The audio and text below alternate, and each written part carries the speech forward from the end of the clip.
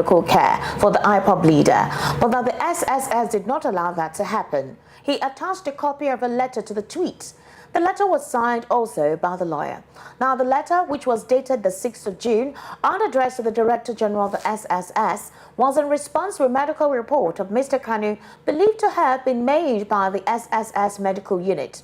It is now exactly 2 years since Nnamdi Kanu was arrested on Kenyan soil and extradited to Nigeria to face a 7-count terrorism charge. The IPOB leader was subsequently rearranged on an amended 15-count charge on November 21. Now, this, of course, is the scenario, the current circumstance of Nnamdi Kanu, the proscribed leader of IPOB. Now, I'm going to go ask this question to you, Mr. Sheye Oyetade. It's important that I hear from you what you think about this. For so long now, Nnamdi Kanu has had several health issues.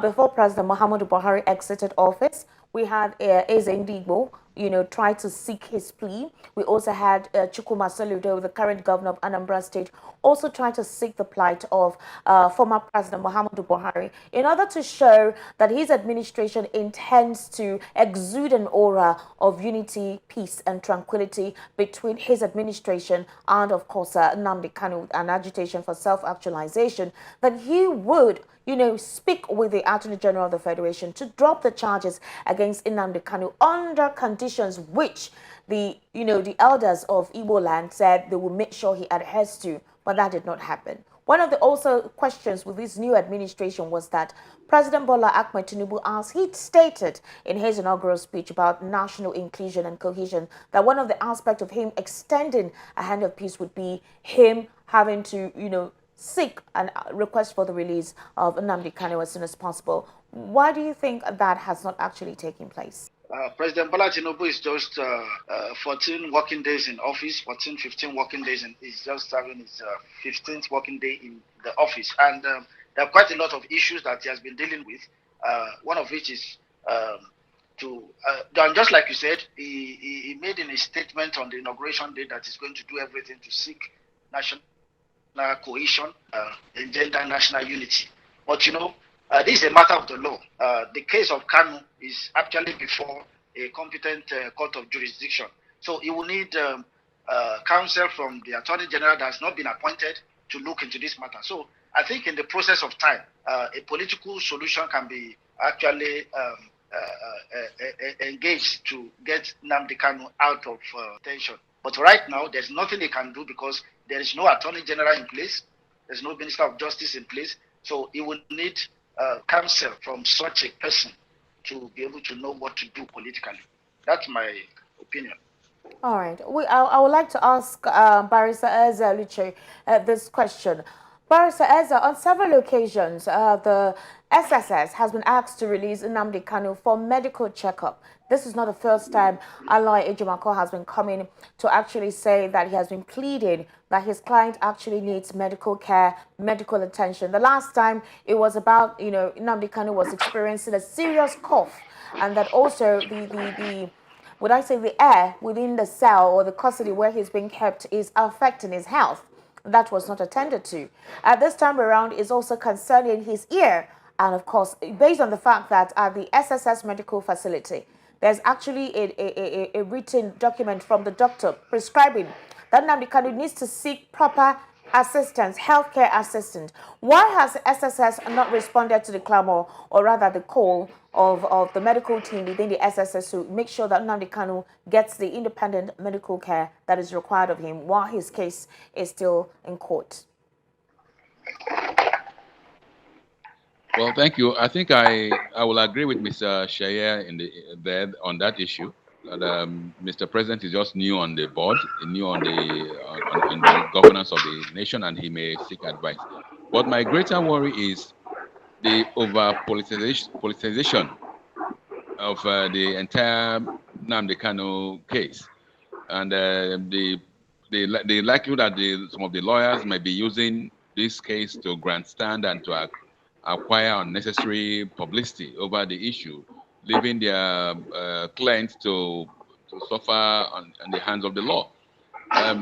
This is a purely legal case. Left to me, I would have urged that there should be expedited trial. I mean, so that At the end of the day, we will know exactly was any crime committed, and if there was no crime committed, then was the DSS used unlawfully to for extraordinary rendition of a citizen of Nigeria from Kenya, and then this case needs to be tried. The clamor for release and that this thing should be ended is deceptive, because it will not. At the end of the day, what is still burning, the burning issues will remain. Let the issues be tried and expeditiously before a court of law, and let these matters be resolved. Let us know if indeed, if in truth, there is continuing discrimination against the peoples that this young man claims to represent. Let the issues be brought to the fore, and let this government, let the Nigerian state take responsibility for its actions.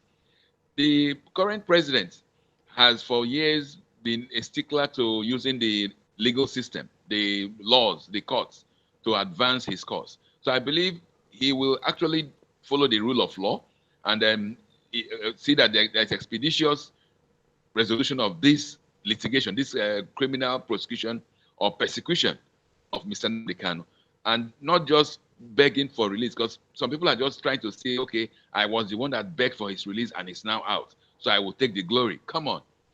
The issues that led to this crisis, have they been addressed?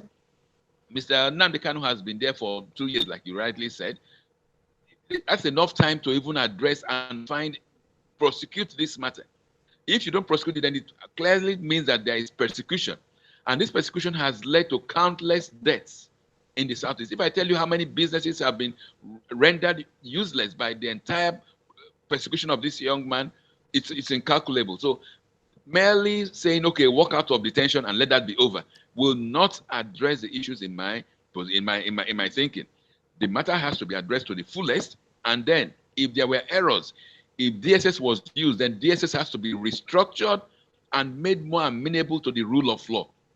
You cannot just be a Department of State Security and be going about arresting and dehumanizing Nigerians. They are sick, you don't allow them to have treatment. And then, so we should be very careful. I'm not of the school of thought that doors should be open and let Nnamdi Kanu just walk out. If he needs treatment, he should be given the highest possible treatment so that nothing happens to him untowardly in detention. But we should be more focused on an expeditious trial of the matter so that the issues can be addressed finally. All right, then. Thank you very much. We know that the governor of Enugu State, Peter Mba, is pushing for this. Well, the way you're making it sound like, he wants to take the glory. If the request is, if he gets the request, then he takes the glory. Let me chip in. Peter Mba has issues with his NY certificate. He wants to be, yes, he has, when I mean issues, he has very serious issues with his NY certificate. That NYC brought in an affidavit that Peter Mba's NYC is a forged document. Okay. Soludo himself is also trying to gain some currency, some publicity. So those who are clamoring for release, will you release him today and pick him up tomorrow?